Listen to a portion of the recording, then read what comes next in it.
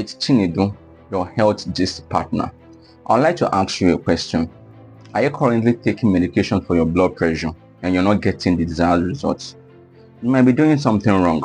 So stick around as I tell you 5 things that you should know when taking medication for your high blood pressure. Number 1, never start taking a blood pressure medication without consulting with your doctor.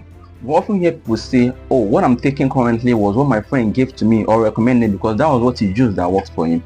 Hey, what works for your friend might not work for you. In fact, what works for your friend can even harm you. So always make sure you consult with your doctor before starting those medications.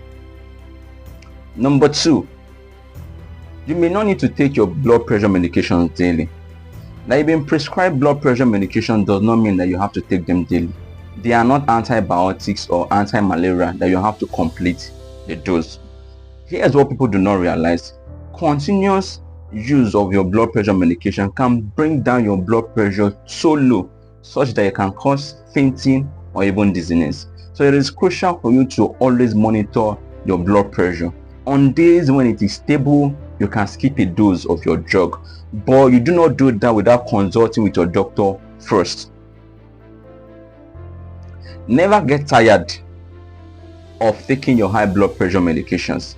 We often hear people say, oh, because high blood pressure is a chronic condition, so people often get tired of always popping pills into their mouth and they completely just give up and stop taking their medication. Please do not stop, because it can lead to complications such as stroke or even heart attack.